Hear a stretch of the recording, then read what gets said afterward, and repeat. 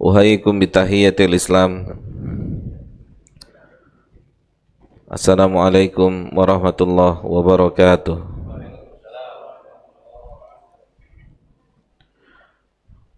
Alhamdulillah jamaah yang dimuliakan oleh Allah Subhanahu wa taala. Kita bersyukur bisa kembali di dalam majelis ilmu, majelis yang di dalamnya banyak kebaikan insyaallah. Dan kita memohon kepada Allah Subhanahu wa taala taufik. Semoga kita bisa melewati majelis ini sesuai dengan yang diinginkan oleh Allah Subhanahu wa taala, bukan sesuai dengan apa yang kita sukai. Jamaah yang dimuliakan oleh Allah Subhanahu wa taala, kita akan lanjutkan kajian kita dari pembahasan yang pertama dari kitab Khulasah Ta'zimil Ilm li Fadilati Syekh Shalih Al-Utsaimin hafizahullahu taala.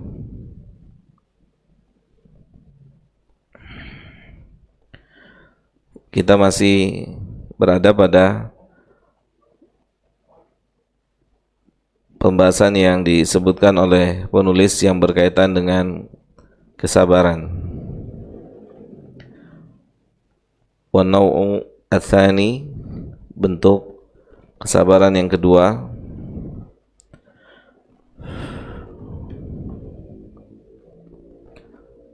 pada pertemuan sebelumnya kita membahas tentang kesabaran sabrun fi adaihi, sabar di dalam mengajarkannya, mengamalkannya dan seterusnya. Maka pada pembahasan kali ini insyaallah kita akan lanjutkan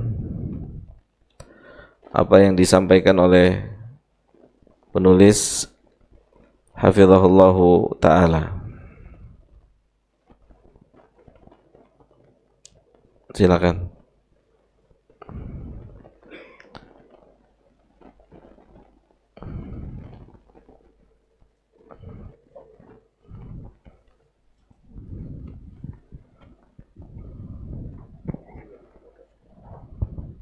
Bismillah.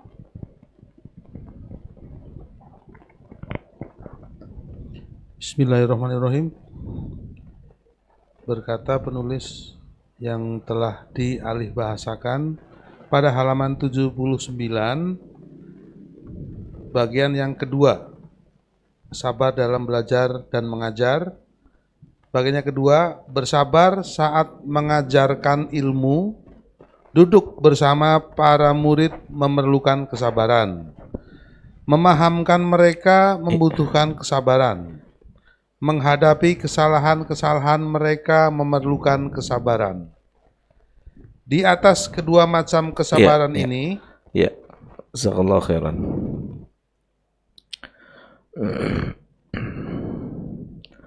Fal julusu lil muta'allimina yahtaju ila sabrin.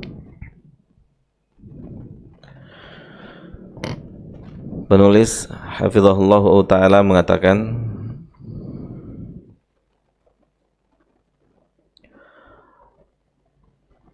membersamai orang-orang yang belajar, membersamai mereka atau ketika sedang kondisi bersama dengan mereka, itu membutuhkan kesabaran. Ketika menyampaikan ilmu ataupun di luar majelis ilmu. Nah, ini satu pelajaran buat kita jamaah. Bagaimana kita bisa berinteraksi dengan pengajar bukan hanya di dalam majelis ilmu, tapi bagaimana kita punya waktu, punya kesempatan untuk bermajelis atau untuk bersama dengan pengajar di luar majelis ilmu. sebagaimana para ulama hari ini mereka membersamai para pelajar di dalam majelis ilmu dan di dalam kesempatan-kesempatan yang lainnya. Demikian juga para sahabat Nabi Sallallahu Alaihi Wasallam, mereka membersamai Nabi baik dalam majelis ilmu atau dalam kesempatan-kesempatan yang lain.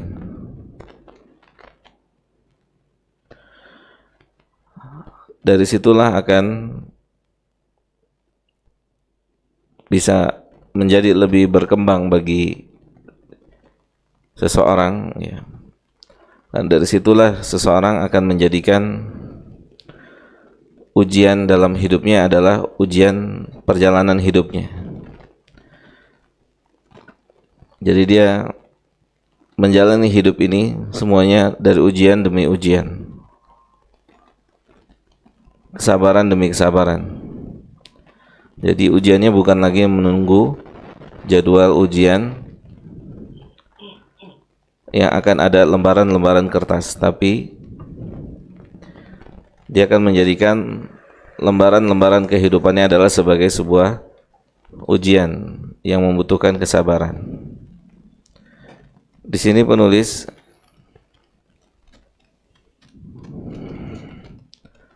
hafizahullah ta'ala memberikan arahan khususnya kepada pihak-pihak yang mengajarkan bahwasanya membersamai orang-orang yang belajar membutuhkan kesabaran. Karena akan didapati beberapa pelajar atau beberapa orang-orang yang belajar memiliki keterbatasan dalam ilmu, dalam akhlak, dalam adab. Beberapa pelajar penuntut ilmu tentu akan memiliki hal tersebut, karena penuntut ilmu berbeda-beda kondisi keilmuannya. Kondisi keilmuan dan keimanan penuntut ilmu itu berbeda-beda. Maka bagaimana seorang pengajar harus bisa memiliki kesabaran ketika bersama dengan mereka. Seorang pengajar bisa atau akan mendapati adanya penuntut ilmu yang benar-benar mengerti etika, mengerti adab, mengerti norma, mengerti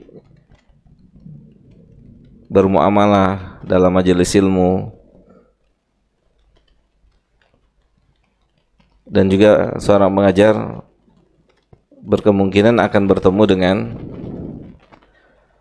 pelajar-pelajar yang jauh dari itu semua, ya, yang jauh dari tipe pelajar yang pertama. Maka dia pun harus bisa bersabar, ya. Bagaimana dia bisa bersabar menghadapi pelajar yang demikian? Ini arahan dari penulis, dan tentunya jamaah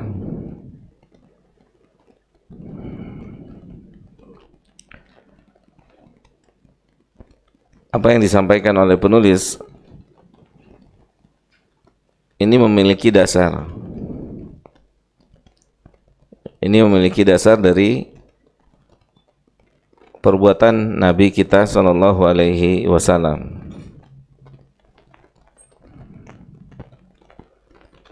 Di antara dasarnya adalah ketika ada seorang yang datang ke majelis Nabi SAW,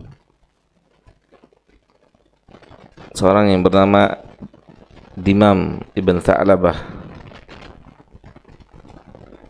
Dia datang, kemudian dia masuk ke dalam majelis Nabi. Kemudian dia bertanya, siapa di antara kalian yang sedang ada di dalam majelis ini yang bernama Muhammad. Kemudian Nabi kita Muhammad SAW mengacungkan atau mengangkat tangannya. Dan kemudian setelah itu dia bertanya kembali, Muhammad putra Abdullah. Kemudian Nabi kita kembali mengacungkan tangannya atau mengangkat tangannya. Dan seterusnya. Sampai pada akhirnya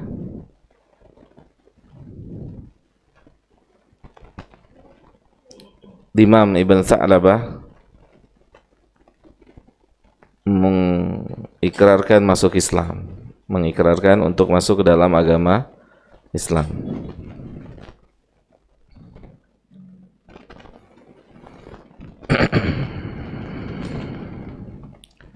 Kurang lebih demikian. Oleh karena itu dikatakan fal julusu lil muta'allimina yahtaju ila sabrin.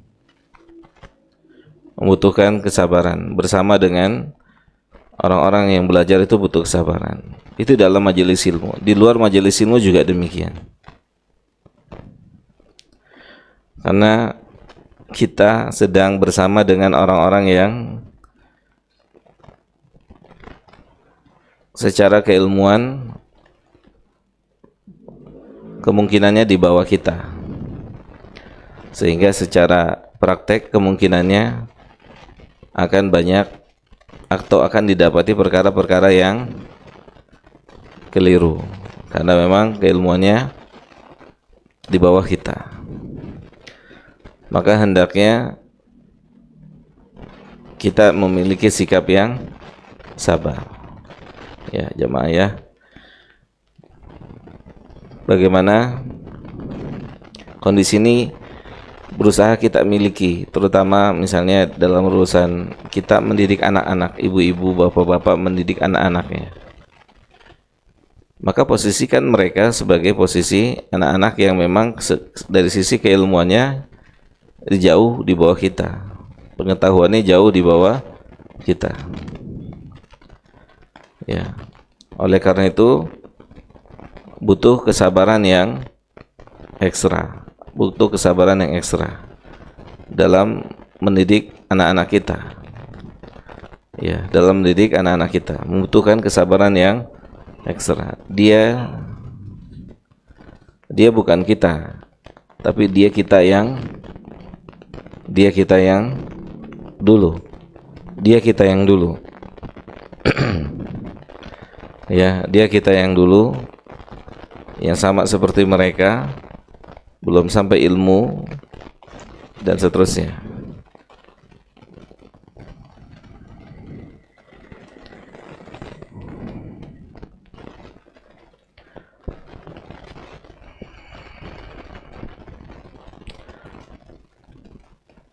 Karena memang di dalam dunia nyata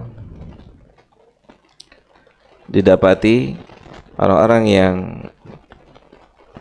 di bawah kita dalam sisi keilmuan akan melakukan atau akan mengucapkan ucapan-ucapan yang seharusnya tidak diucapkan atau perbuatan-perbuatan yang seharusnya tidak dilakukan. Tapi karena kekurangan ilmu saat itu, maka ucapan itu diucapkan, maka perbuatan itu dilakukan. Maka untuk kita sebagai orang yang berposisi sebagai pengajarnya, orang yang berposisi sebagai orang yang di atas ilmunya, bertugas untuk sabar, kemudian memberikan pengertian tentang hal-hal tersebut yang kita ketahui secara ilmu syariat itu tidak diperkenankan, tidak diperbolehkan. Kurang lebih demikian. Kemudian juga ifhamuhum yahtaju ila sabr. Ini lebih dahsyat lagi. Menjadi wasilah untuk mereka memahami sesuatu. Ini lebih membutuhkan kesabaran. Menjadikan mereka faham terhadap apa yang dijelaskan, apa yang disampaikan, itu membutuhkan kesabaran. Terkadang ada pihak atau ada penuntut ilmu yang bisa dengan mudahnya untuk faham, dan ada penuntut ilmu, ada yang faham tetapi pemahamannya salah. Ada penuntut ilmu yang tidak faham, ada penuntut ilmu yang tidak faham dan tidak mau bertanya, tidak mau paham. Maka benar-benar membutuhkan kesabaran, ya. Membutuhkan kesabaran dalam menjadi wasilah untuk menyalurkan ilmu kepada mereka. Butuh kesabaran.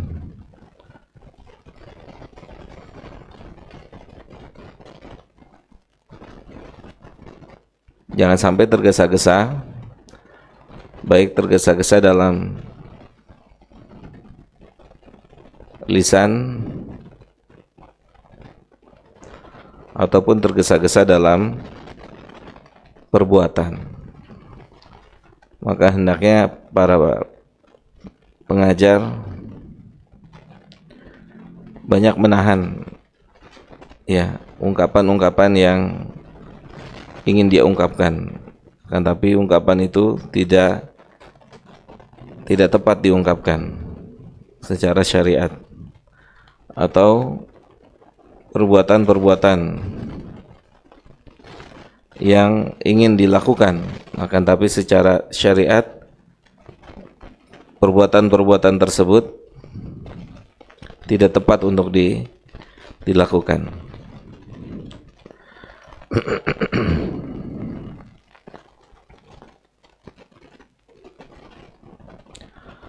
Kemudian silakan Mas. Ya, sebelum sebentar. Kemudian penulis juga menyebutkan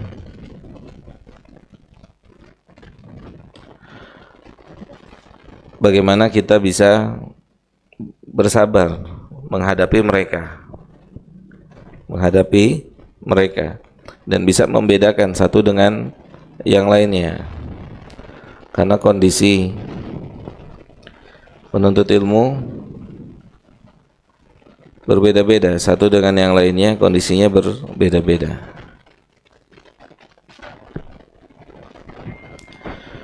Ada satu penuntut ilmu yang bisa disikapi dengan sikap, atau ada kalanya penuntut ilmu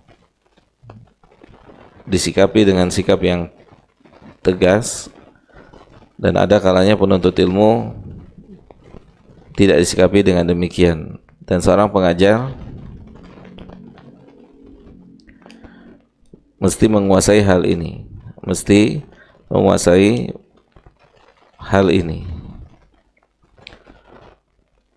seperti misalnya seperti ini, jamaah. Ada seorang sahabat Nabi kita sallallahu alaihi wasallam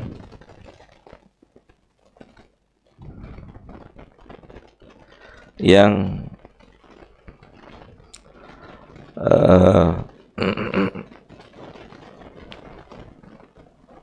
mabuk, dalam kondisi mabuk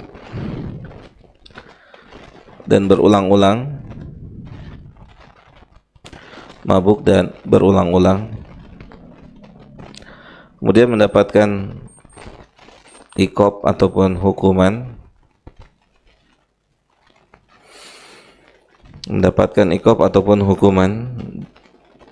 dipukulin pakai sendal dan yang semisalnya.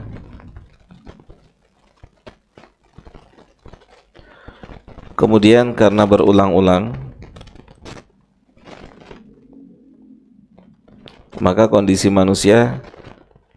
para sahabat ketika itu, ada yang melontarkan kata-kata yang melemahkan orang tadi, kata-kata laknat. Dan kemudian Nabi SAW merespon ucapan tersebut.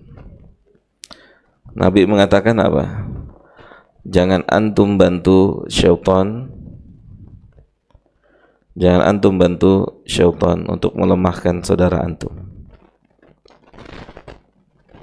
Kadang dibutuhkan kondisi seperti itu. Oleh karena itu seorang pengajar, di antara yang perlu dia ketahui kapan dan siapa yang berhak untuk dapat ketegasan, dapat toleransi, itu tentu seorang pengajar. Di antara yang perlu dia ketahui adalah masalah ini. Ya, seorang pengajar ada kalanya dia harus sikap tegas kapan dan kepada siapa. Seperti misalnya Nabi SAW. Ya, jadi semuanya ada dalam diri Nabi. Ada kalanya Nabi kalau marah orangnya dimarahin langsung. Kalau marah orangnya dimarahin langsung. Orangnya ditegur langsung. Tapi ini pelajarannya, kata para ulama, dilihat kapan, siapa orangnya, bagaimana kondisinya. Seperti misalnya saat Nabi menegur Mu'adz bin Jabal yang memimpin sholat dengan panjang, Nabi mengatakan, afattanun anta, antum mau menjadi seorang yang membuat fitnah dalam agama ini, membuat orang lari dari agama ini. Nabi menegurnya. Kemudian juga seperti Nabi memberikan teguran pada Aisyah radhiyallahu taala anha saat mengatakan Sofiyah pendek, ungkapan tadi, kata pendek tadi, kalau dicampurin dengan air laut, maka air laut itu akan rusak.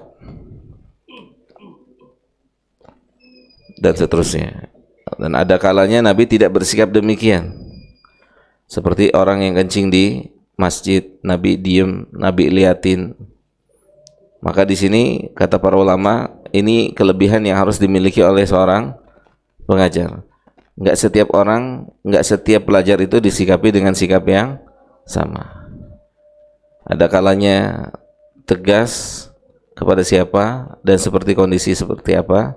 Ada kalanya penundaan, ada kalanya diajak bicara, ada kalanya Nabi meninggi suaranya, dan seterusnya. Ya, kita lanjut setelah salat Isya insyaallah taala. Wassallallahu ala nabiyina Muhammad wa ala alihi wa sahbihi ajmain. Bismillahirrahmanirrahim. Alhamdulillahirabbil alamin. Wassalatu wassalamu ala asyrafil anbiya'i wal mursalin. Nabiyina Muhammadin wa ala alihi wa ashabihi wa man sara ala nahjihi ila yaumiddin, amma ba'd. Baik jamaah yang dimuliakan oleh Allah Subhanahu wa taala, mari kita lanjutkan kajian kita dari pembahasan kitab Khulasah Ta'dhimul Ilm. Beliau hafizahullahu taala, penulis, memberikan arahan kepada kita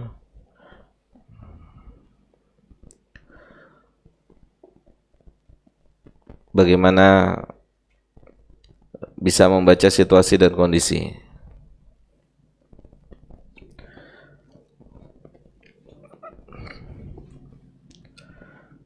Terkadang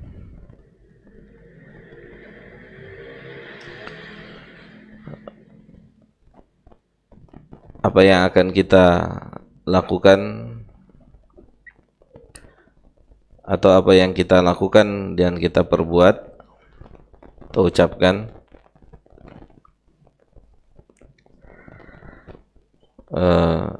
tidak tepat kepada pihak-pihak tertentu.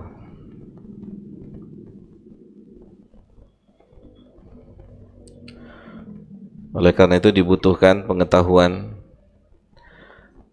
kenapa dianjurkan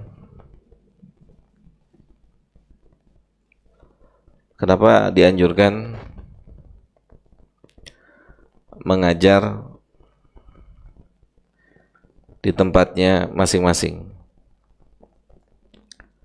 Karena sesama warga setempat itu tahu karakternya, tahu karakter masing-masing. Karena diantaranya untuk itu, ketika Nabi SAW mengutus utusan ke negeri Yaman pun, yang diutus adalah sahabat-sahabat yang memang punya ilmu. Yang pertama, betul Pak Gatot. Yang kedua apa Pak Gatot? Yang punya muasalnya dari Yaman. Gitu. Ketika Nabi mau mengutus satu tempat, betul, modal utamanya dia punya ilmu, dan setelah punya ilmu, maka yang diusahakan adalah pihak-pihak orang-orang yang tinggal di, atau yang dia punya hubungan dengan sana, dengan negeri-negeri yang akan didatangi. Karena udah bisa melihat karakternya, karena karakter itu ada juga pada dirinya, ada juga pada dirinya.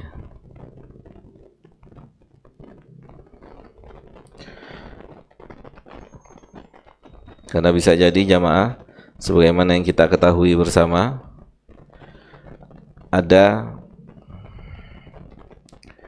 cara bicara, nada bicara di negeri ini dari suku tertentu yang cara bicara dan nada bicaranya seperti orang yang marah ya. Padahal itu dia tidak marah. Dia biasa aja, cuman ketika diterima oleh pihak lain yang tidak berasal dari suku yang sama, seolah-olah dianggap sedang marah. Seperti itu kurang lebihnya.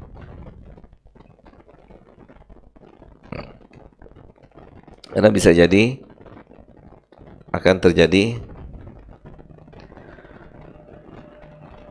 penyelewengan, ataupun justru orang yang menuntut ilmu akan berpaling dari ilmu gitu. Berpaling dari ilmu. Menjauh dari ilmu. Itu tidak diharapkan. Walaupun ada kalanya adanya ketegasan seperti ini. Ada kalanya ketegasan seperti ini, seperti yang Nabi juga pernah melakukannya, sallallahu alaihi wasallam, dan dilakukan oleh sahabat, tabi'in, tabi'ut tabi'in, para ulama terus melakukannya.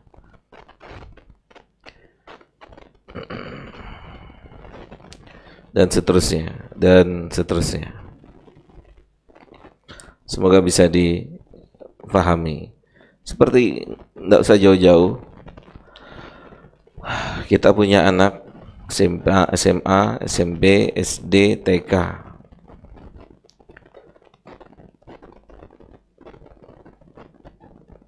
Maka kita sebagai orang tua biasanya lebih ngerti tentang kondisi mereka.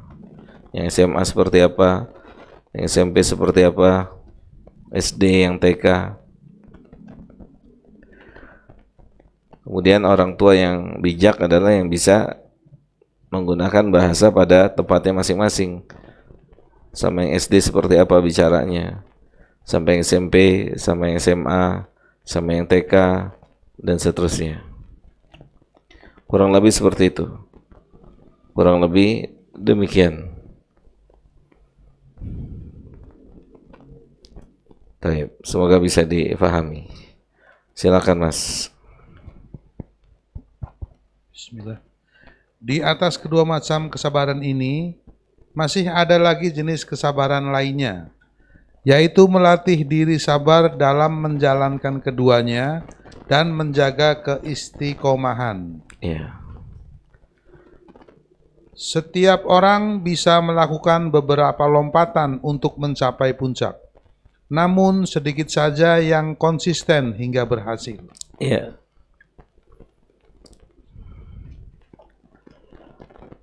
Beliau hafizahullah ta'ala mengatakan wa fawqa hadaini an-naw'ayaini min sabr ilm, dia dari dua atau di atas dua kesabaran, di atas itu ada yang lebih tinggi lagi yang harus diketahui. Ada jenis kesabaran yang lebih tinggi dari dua jenis kesabaran yang telah beliau sebutkan.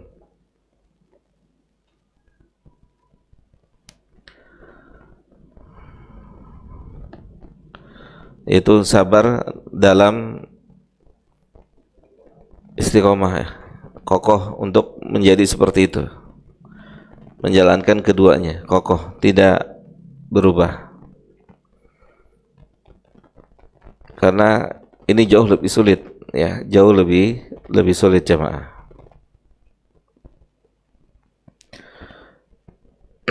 Dan kemungkinan seseorang tidak kokoh itu besar, ya, ada.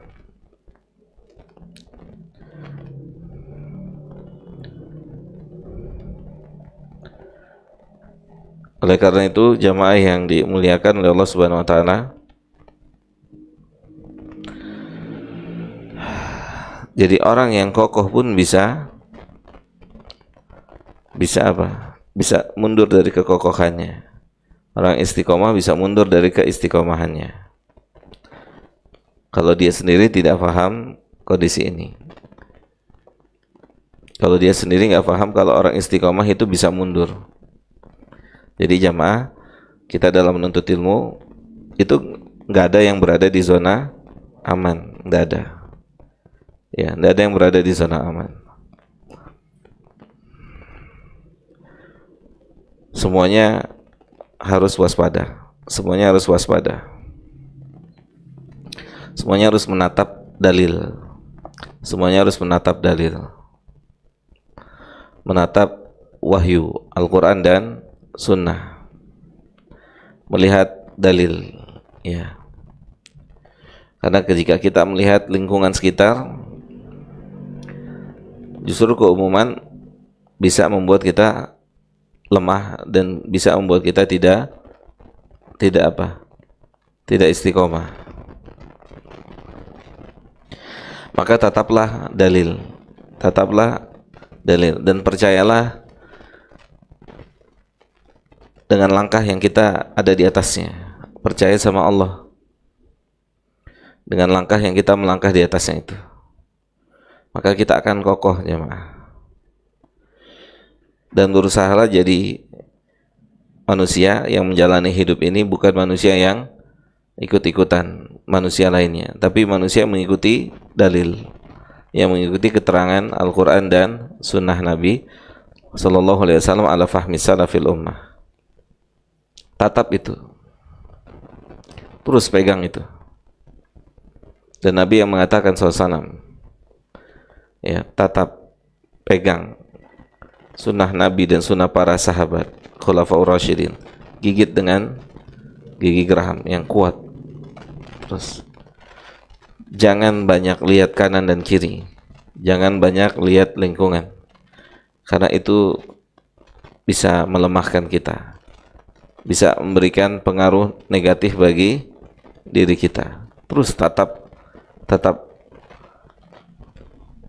ayat Quran dan hadis Nabi SAW. Kata para ulama, dawamun nazar ilallah binisyani ru'yatin nas. Dawam, terus melihat, menatap pada keridhaannya Allah, dan belajar dan berusaha untuk tidak memperdulikan penilaiannya manusia. Selama kita berpegang di atas Al-Quran dan Sunnah ala fahmi salaf, terus jalan.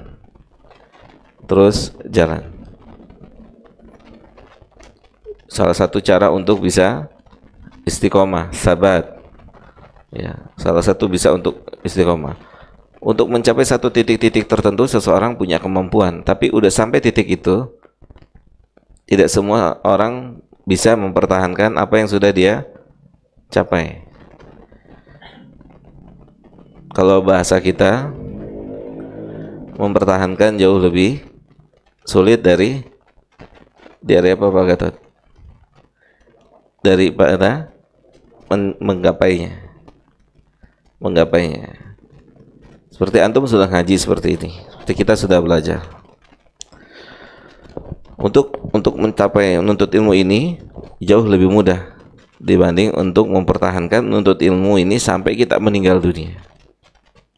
Itu jauh lebih sulit. Kapan kesulitan itu ada Pak Aris? Kapan Pak Aris? Pada saat kita foto. Kapan Mas? Sulit. Coba antum bayangin dengan bahasa Indonesia. Kapan ada kesulitan itu kapan?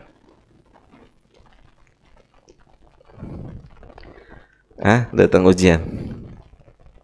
Gimana kira-kira coba? Coba sulit itu identik dengan apa? Gak punya ilmu. Itu dia satu. Sulit itu karena tidak punya ilmu. Udah itu aja.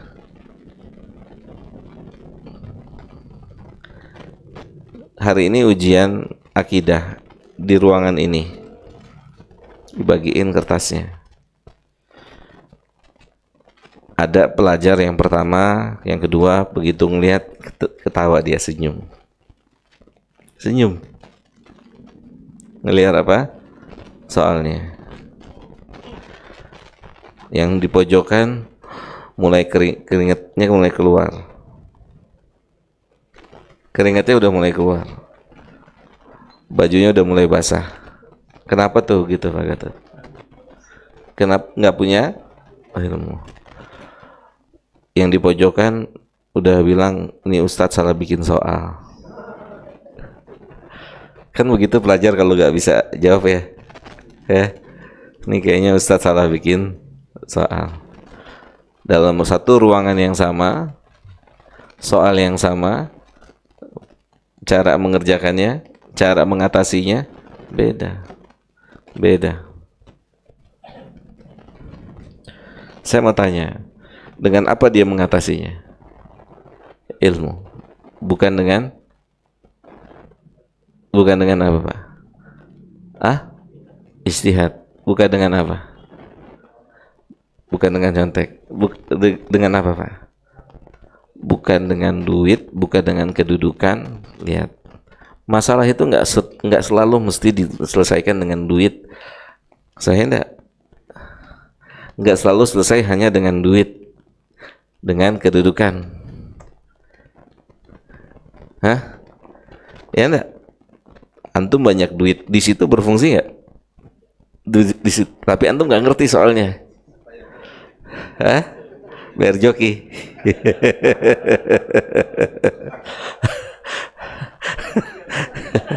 Kalau boleh ini disiram tuh.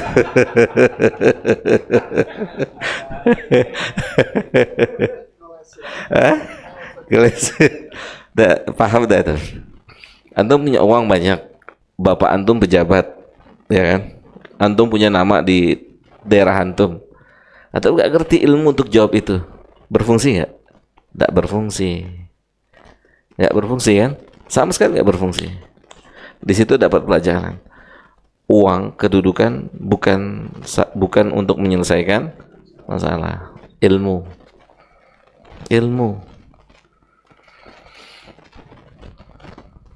Pak Dedi pulang ke rumah bawa 2 koper isinya uang semua.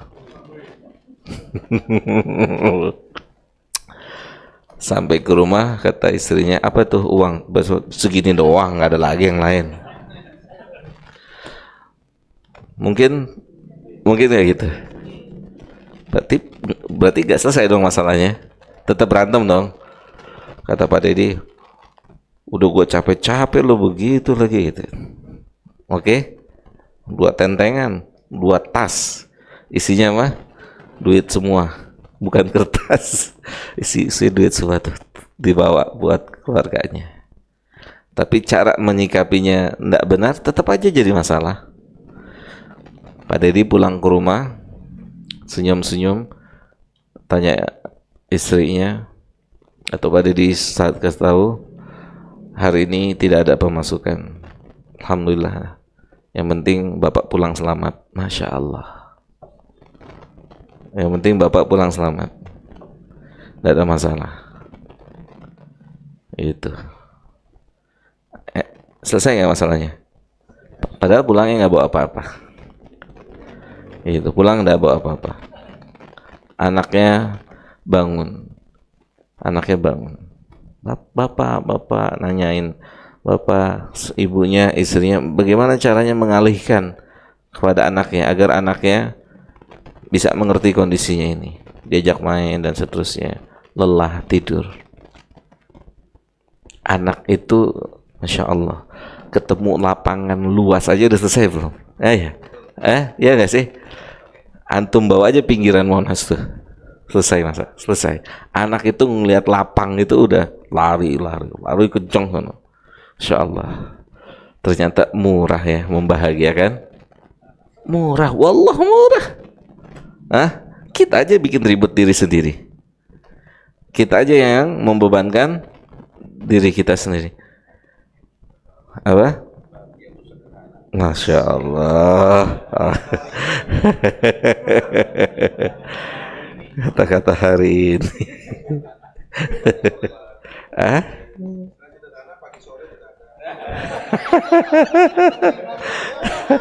Ini boleh gak ada cakok?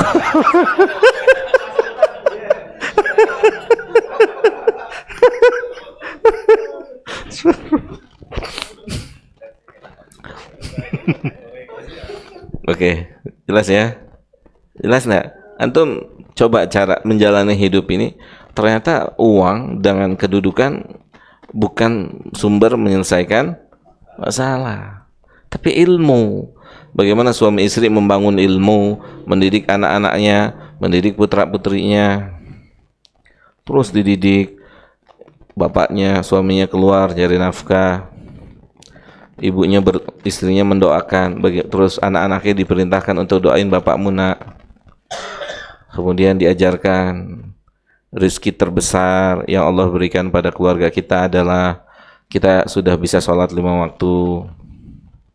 Itu rezeki yang besar gitu. Seperti itu jamaah. Sehingga anak kita pun paham.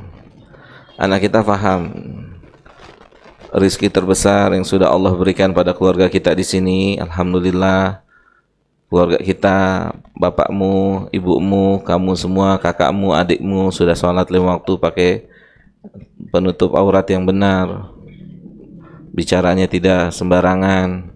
Ini rezeki yang besar. Gitu jamaah, ya.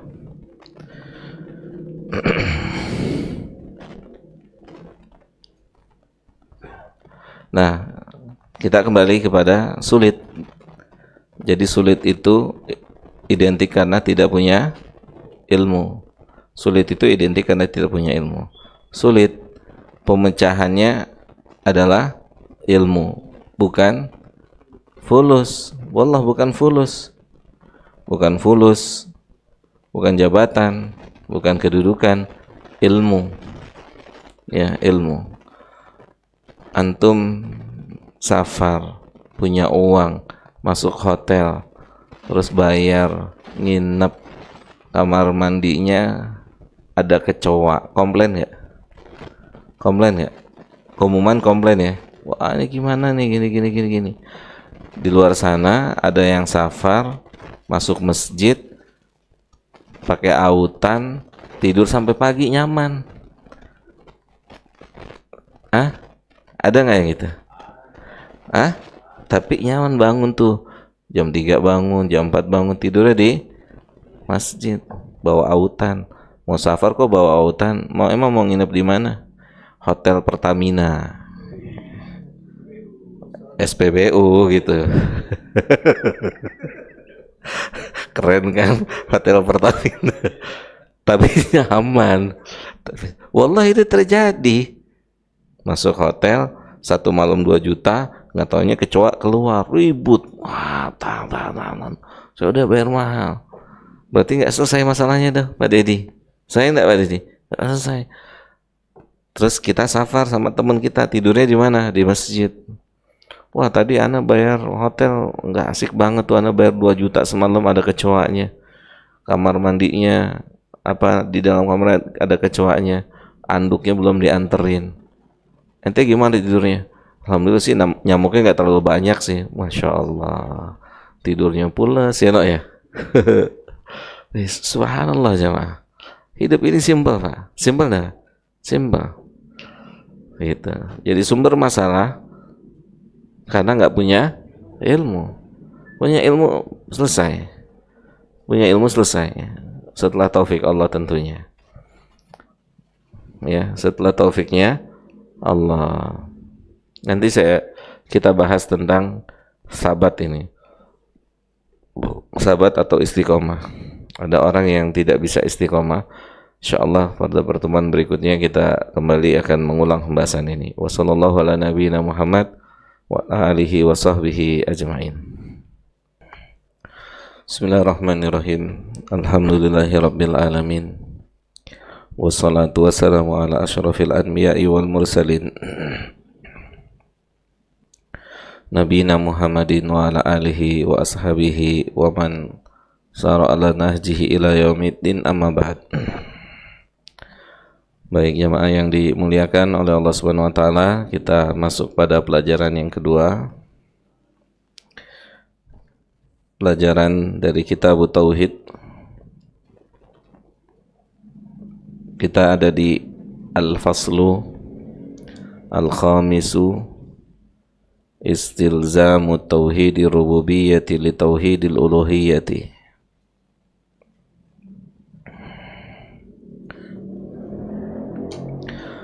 Satu perkara yang perlu diedukasi kepada saudara dan saudari kita, satu hal yang perlu disampaikan kepada mereka, yaitu sebuah hal yang tidak bisa dipisahkan antara rububiyah dengan uluhiyah. Ini yang harus diedukasi. Dia tidak bisa dipisahkan. Ya. Maka ketika dia terpisah, rububiyah terpisah dari uluhiyah, maka rububiyah seseorang tidak bermanfaat. Rububiyah seseorang maka tidak bermanfaat.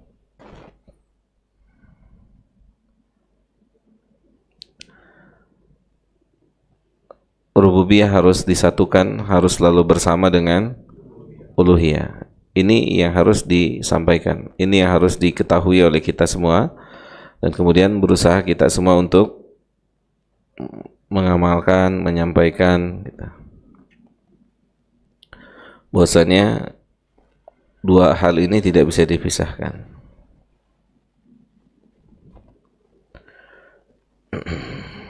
Silakan Mas, kita baca Mas. Bismillahirrahmanirrahim. Pasal 5, Tauhid Rububiyah mengharuskan adanya Tauhid Uluhiyah. Halaman 45. Berkata penulis yang telah dialihbahasakan, hal ini berarti siapa yang mengakui Tauhid Rububiyah untuk Allah Subhanahu wa ta'ala dengan mengimani tidak ada pencipta, pemberi rizki dan pengatur alam kecuali Allah Subhanahu wa ta'ala, maka ia harus mengakui bahwa tidak ada yang berhak menerima ibadah dengan segala macamnya kecuali Allah Subhanahu wa ta'ala, dan itulah Tauhid Uluhiyah. Iya. Syekh Hafizahullah ta'ala mengatakan, wa ma'na dzalika anna man aqara bi tauhidi rububiyyati lillahi fa'tarafa bi annahu la khaliqa wala raziqa wala mudabbir likauni ila Allah azza wa jalla, lazimahu an yukirra bi annahu la yastahiqu al-ibadah bi jami'i anwa'iha illa Allah subhanahu. Wa hadha huwa tauhidu al-uluhiyyati Ini yang perlu dapat edukasi untuk kita yakini. Pertama, bagi kita bahwasannya mengikrarkan, meyakini tentang tauhid rububiyah. Ya, tauhid rububiyah. Kalau kita berbicara tentang tauhid rububiyah berarti berbicara tentang perbuatan Allah. Dari semuanya, menciptakan, memberikan rizki, menghidupkan, mematikan, dan seterusnya, dari semua apa yang dilakukan oleh Allah Subhanahu wa taala. Ketika kita sudah mengakuinya, mengimaninya, mempercayainya, maka perlu dapat pengetahuan hal itu mengharuskan kita mengakui Allah lah yang berhak untuk diibadahi. Dengan sebab itulah Allah diibadahi. Dengan sebab sifat rububiyah itulah Rabbul Alamin disembah. Dengan sebab Allah satu-satunya zat yang memiliki sifat rububiyah. Maka jika sudah diakui Allah yang memiliki sifat rububiyah, seharusnya hanya Allah yang diibadahi, disembah. Oleh karena itu, sebingung-bingungnya manusia adalah orang-orang kafir. Mereka mengakui Allah sebagai zat yang memiliki sifat rububiyah, tapi Allah tidak disembah sama mereka. Ya, makanya sebingung-bingungnya manusia adalah mereka. Karena mereka mengakui Allahu Jalla Dzikruhu, sang pemilik sifat rububiyah, sang pemilik sifat rububiyah. Ya, Allah memiliki sifat rububiyah dan mereka tidak menyembahnya. Mereka tidak menyembahnya. Maka mereka lah orang yang bingung, orang yang sesat gitu. Makanya itu salah satu doa yang senantiasa kita baca di setiap sholat kita. Apa Pak Haris? Doanya gimana Pak Haris? Kalau bisa jawab saya kasih kopi ini, mau? Kopinya juga dari dia. Apa Pak doanya? Ghairil maghdubi alaihim. Itu gitu. Kita minta sama Allah Subhanahu wa taala agar kita tidak diberikan jalan yang seperti mereka, seperti Yahudi dan Nasara. Ya. Jangan seperti mereka. Mereka orang yang paling bingung di bumi ini. Ya, bingung. Orang yang bingung dan orang yang punya gengsi yang tinggi. Akhirnya binasa. Salah satu hal yang kita harus berjuang untuk mengeluarkan dari jiwa kita adalah gengsi. Gengsi harus kita keluarkan dari diri kita. Semaksimal mungkin kita mengeluarkan gengsi dari diri kita. Ya. Antum yang sudah belajar ilmu agama lama, banyak menguasai, banyak mengikuti kajian. Kalau antum punya sifat gengsi, antum nggak mau duduk di majelis ini. Gengsi ya, nah. Masa ana harus duduk sama Pak Gatot? Masa ana harus duduk sama Pak Andre? Gengsi dong. Gitu. Ana kan udah lama ngaji, masa duduk sama Pak Gatot yang baru kemarin sore belajar? Mungkin nggak seperti itu? Tahu dari mana mungkin? Tahu dari mana? Karena kita sendiri pernah ngerasain itu. Ya nggak sih? Silakan antum tanya sama teman-teman yang nggak duduk lagi di majelis ilmu. Apa masalahnya? Masjidnya ada, kajiannya ada, deket lagi. Mau dijemput, Pak? Hah? Ke ambulan. Coba, apa masalahnya apa? Waktu ada, Pak. Waktu ada. Ya, ya, jaraknya bisa. Apa? Gengsi, gengsi, gengsi. Itu dia karena gengsi itu. Gengsi sama misalnya ya dengan kita para penuntut ilmu juga demikian. Kalau sudah gengsi merasa lebih, ya sulit gitu, merasa sudah bisa, ya Pak Aris ya gitu. Masa duduknya sama Pak Aris sih? Pak Aris ini kan yang ngajak ngaji saya, masa saya duduknya sama dia gitu. Gitu jamaah. Lo kita bahas ini kondisi konkret. Jadi Yahudi dan Nasara itu bukan nggak tahu kalau Islam itu agama yang benar, mereka tahu. Mereka tahu nggak Islam agama yang benar? Antum tahu dari mana? Nah lo, ayat Al-Quran yang mana ayatnya? Antum melihat firman Allah dalam surah Al-Baqarah ayat 109.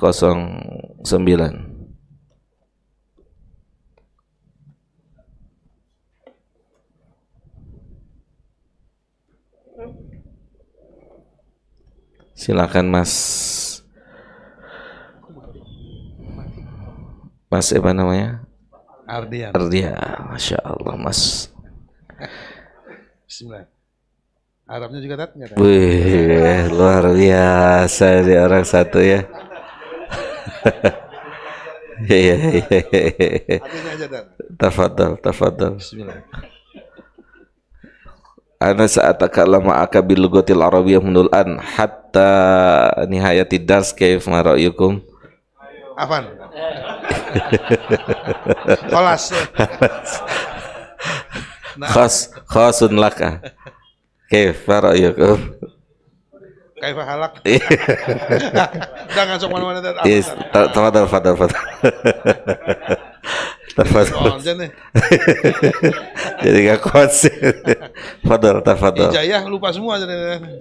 Tafadhal. Sebagian besar ahli kitab menginginkan agar mereka dapat mengembalikan kamu kepada kekafiran setelah kamu beriman. Karena dengki. Kenapa mereka mau buat kita kafir? Kenapa? Lanjut Mas. Karena dengki yang timbul dari diri mereka sendiri. Setelah nyata bagi mereka kebenaran. Kebenaran di mana? Kebenaran adanya sama siapa? Allah. Sama kita nih, agama ini. Oh, ternyata Islam yang benar. Yang sadar, yang lurus masuk Islam. Yang enggak terima, gimana mengeluarkan orang Islam jadi kayak mereka? Itu. Paham dah? Lanjut. Maka maafkanlah dan biarkanlah mereka sampai Allah mendatangkan perintahnya. Sesungguhnya Allah Maha Kuasa atas segala sesuatu. Jadi mereka itu tahu satu-satunya agama yang benar itu Islam. Makanya mereka cari berbagai macam cara untuk mengeluarkan orang Islam dari Islam. Karena apa, Pak? Karena mereka tahu ternyata kebenaran ada pada Islam. Hasadan, ada hasad, ya, ada hasad. Berbagai macam cara mereka lakukan. Bagaimana kita bisa keluar dari Islam? Itu makanya antum kita semua harus kokoh. Kalau enggak kita bisa terpengaruh. harus kokoh, ilmunya harus matang, ilmunya harus matang.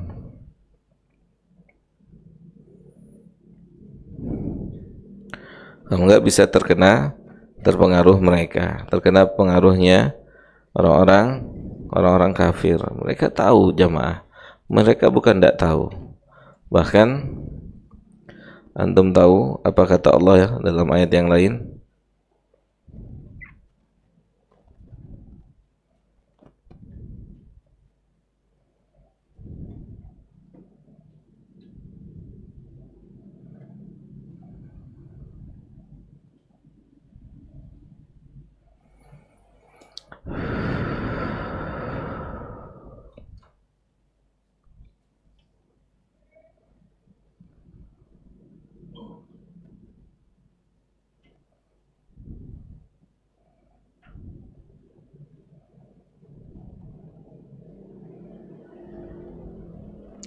Dalam surat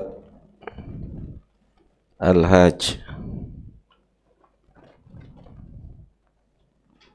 pada ayat ke 25.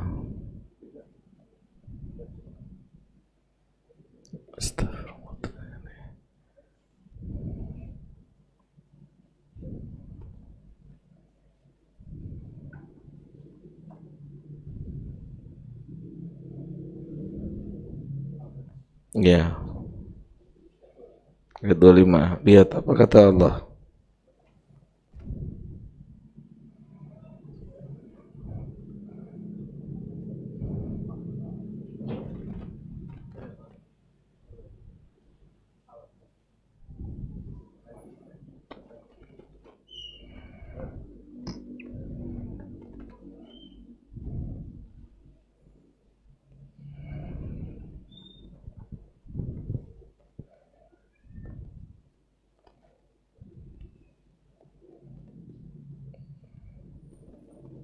Ketemu Mas? Ketemu, silakan. Bismillah. Quran surat Al-Hajj ayat 25 yang artinya, sungguh orang-orang kafir dan yang menghalangi manusia dari jalan Allah. Oke. Orang kafir tuh berusaha menghalangi manusia dari jalan Allah. Caranya gimana? Berbagai macam cara. Hiburan, sport, fashion. Oh, pinter tuh, 3P tuh dia tuh. Sahib, 3F nanti. iya, 3F. Food, fashion, film. Oh, Dari situ. Ada teori konspirasi yang bilang seperti itu. oh, Masya Allah. Tapi enggak mutlak kan. Ada 3S juga, sport, song, seks. Nah, Ya, 2010 Anda dengar ini dari salah seorang syekh. Perhatikan sport, song, seks. Ini melalaikan. Ini dia mau rusak orang Islam dari sini. Dia mau rusak lewat sini. Terus karena untuk mengeluarkan orang Islam dari Islam nggak perlu apa? Nggak perlu dia mengikrarkan saya sudah keluar dari Islam. Punya pola yang kayak mereka juga sudah bisa membahayakan keislaman seseorang. Karena Nabi mengatakan apa? Man tasyabbaha biqaumin fahuwa minhum. Dibikinlah pola hidup kita seperti pola hidupnya mereka. Itu. Pola hidup kita diarahkan seperti pola hidupnya mereka. Makanya kita sebagai hamba Allah harus paham kondisi ini dan didiklah istri dan anak-anak kita gitu. Jangan sampai berpola seperti polanya orang-orang kafir yang kita nggak menyadarinya. Dalam keyakinan misalnya, dalam keyakinan, dalam ibadah, dalam muamalah dan seterusnya.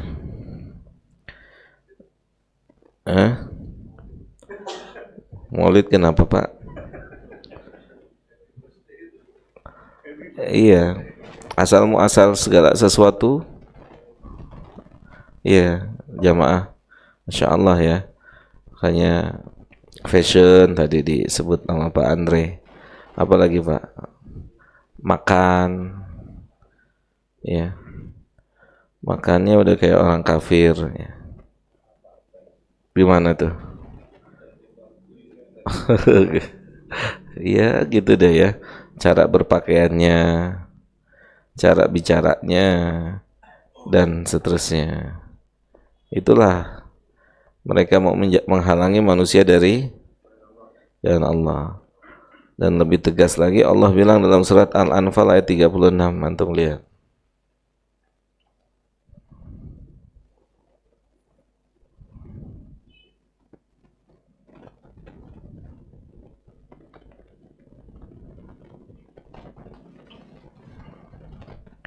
Apa kata Allah? Sesungguhnya orang-orang yang kafir itu menginfakkan harta mereka untuk menghalang-halangi orang. Mereka bukan lagi dengan ucapan, hartanya udah keluar. Hah? Iya, pakai modal untuk nyesatin orang tuh pakai modal. Gimana orang nggak tersesat? Dimodalin gitu, dimodalin saat mereka punya modal. Gimana caranya orang Islam ini tidak mendekat kepada Allah? Ya, kenapa tuh mereka berusaha melakukan itu, Pak? Karena mereka tadi ayat yang sebelumnya hasad. Karena dia tahu agama ini adalah agama yang benar dan dia gengsi untuk masuk agama Islam. Gengsi dia. Gengsi. Udah kepalang tanggung aja jadi orang kafir. Kepalang tanggung dia. Udah kalau gitu gua kafirin aja yang lain sekalian. Pakailah uang dia, pakailah fulus dia. Sedikit demi sedikit tuh. Enggak disadari itu. Kalau orang enggak sadar ya tidak disadari. Pakai dia pakai. Banyak modelnya banyak. Ya, banyak modelnya, banyak jenisnya. Dari yang kelihatan sampai yang bisa dilihat hanya orang-orang yang berilmu yang bisa lihat nih. Gitu. Di sini ada permainan orang kafir nih. Gitu. Ada yang memang bisa dilihat oleh orang awam dan orang yang berilmu. Itu bisa lihat. Seperti apa misalnya mereka bagi-bagikan infak. Pengobatan gratis.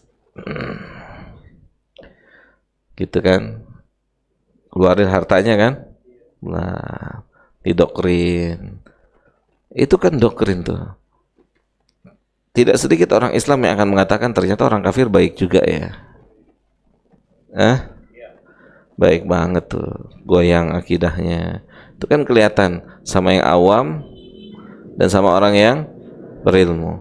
Tapi ada yang hanya bisa dilihat oleh orang-orang yang berilmu. Orang berilmu yang bisa melihat antum lagi dipermainkan sama mereka. Antum lagi dikerjain sama mereka. Gitu. Antum dibuat gaya hidup antum seperti gaya hidup mereka. Antum sedang dipermainkan sama mereka. Gak disadari. Ya, tanpa disadari. Dan orang berilmu paham. Ya, dari mana kok antum bisa bicara seperti itu? Gini, hari ini antum punya ini dari materi dunia, tapi antum kehilangan yang ini. Antum nggak sadar, antum sudah kehilangan ini, antum dapat ini, tapi coba antum bandingin. Mana lebih besar yang antum dapatkan, apa yang antum kehilangan? Mana yang lebih besar? Kehilangan. Misalnya gini Pak, antum sama mereka, sama orang-orang kafir itu dimanjakan, bekerja sama mereka antum dimanjakan. Dimanjakan apanya?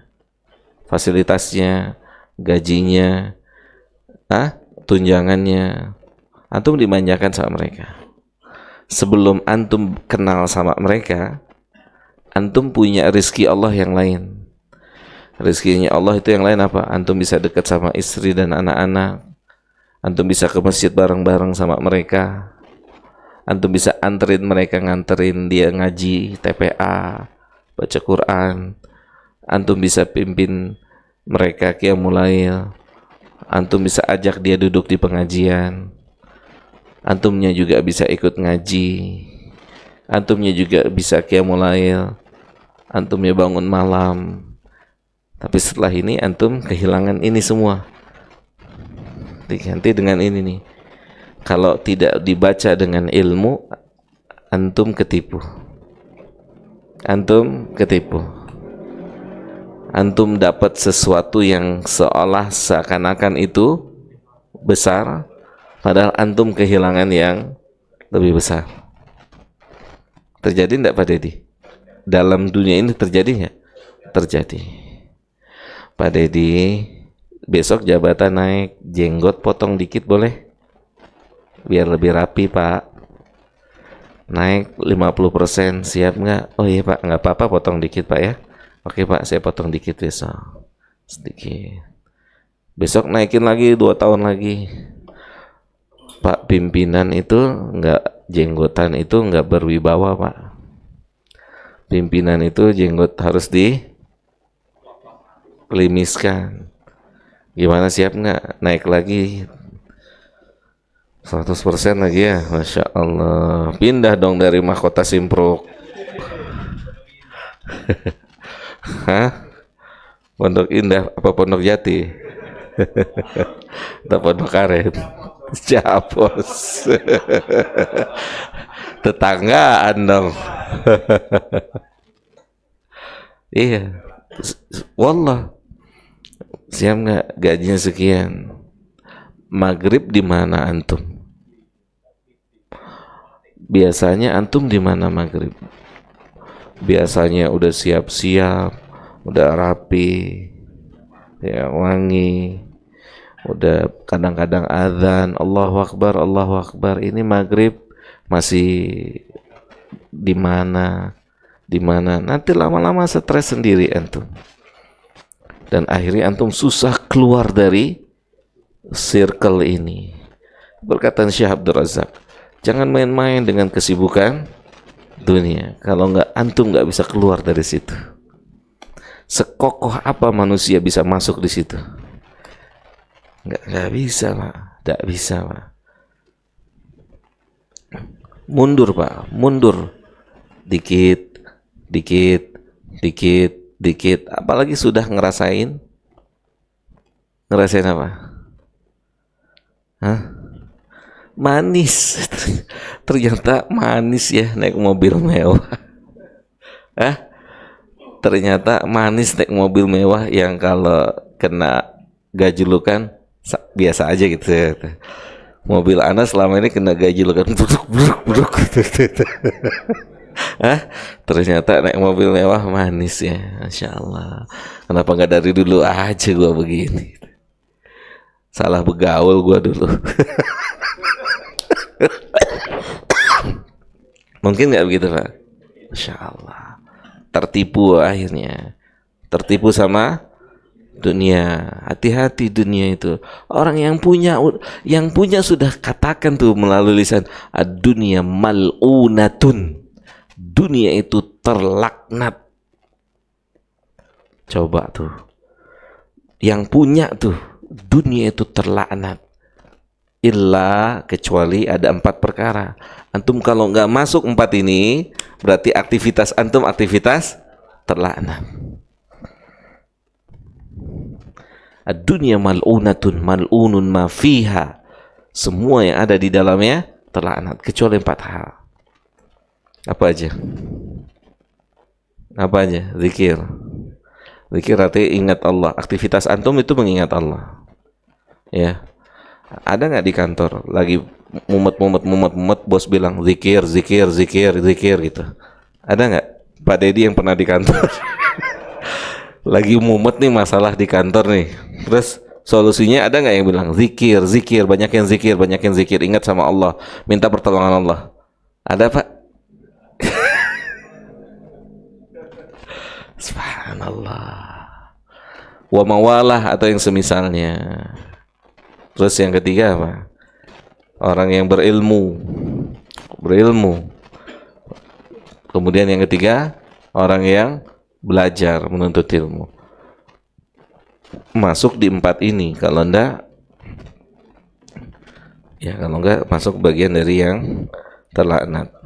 Bisa difahami ya? Zikir wa mawalah, kata Nabi, illa zikrullah wa mawalah, yang serupa. Artinya apapun namanya, yang penting aktivitas itu mengingat Allah. Gitu. Aktivitas itu mengingat Allah.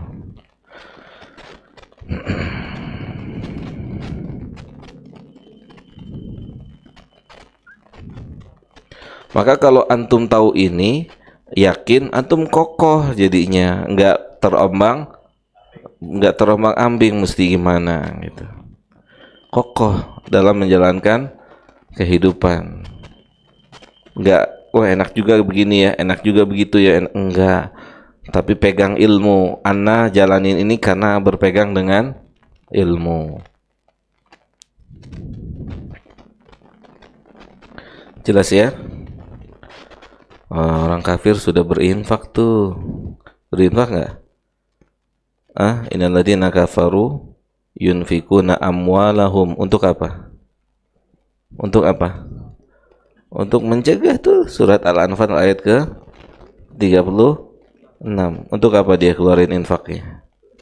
Untuk menghalangi manusia dari jalannya Allah Subhanahu wa taala. Gitu jemaah. Dan juga diperhatikan dengan kehidupan kita. Antum sudah ngaji kayak gini, antum sudah belajar seperti ini, sadar tidak sadar ada teman antum yang kasih apa? Kasih kehidupan dunia sama antum. Apa Pak? Kasih kehidupan dunia Pak. Tapi efeknya apa? Efeknya kita kehilangan sesuatu yang lebih besar, gitu. Efeknya kehilangan sesuatu yang lebih besar. Efeknya kehilangan zikrullah, kehilangan baca Quran, kehilangan majelis ilmu. Walaupun di satu sisi kita mendapatkan apa? Mendapatkan sesuatu, gitu. Mendapatkan sesuatu. Maka jadilah karakter apa? Karakter orang yang kokoh, yang nggak bisa dipengaruhi, nggak bisa dipengaruhi dengan harta, dengan jabatan. Kokoh tuh, karena antum sudah merasa berada di paling, atau berada di atas kebenaran. Anda nggak mau kehilangan ini. Apapun kondisinya, Anda nggak mau kehilangan. Anda nggak mau kehilangan nggak mau kehilangan pengajian, Anda nggak mau kehilangan baca Quran, Anda nggak mau kehilangan ini. Ini udah pemberian Allah yang terbaik, gitu. Ini sudah pemberian Allah yang terbaik. Karena dalam kehidupan ini nyata jamaah, nyata akan ada ujian dari Allah demikian. Ya, semoga bisa difahami dengan baik. Baik, sampai sini pembahasan kita, semoga bermanfaat buat saya dan buat kita semua. Kurang lebihnya mohon maaf. Wassallallahu ala nabiyina Muhammadin wa ala alihi wa sahbihi ajmain. Subhanakallahumma bihamdika asyhadu an la ilaha illa anta astaghfiruka wa atubu ilaika. Assalamualaikum warahmatullahi wabarakatuh.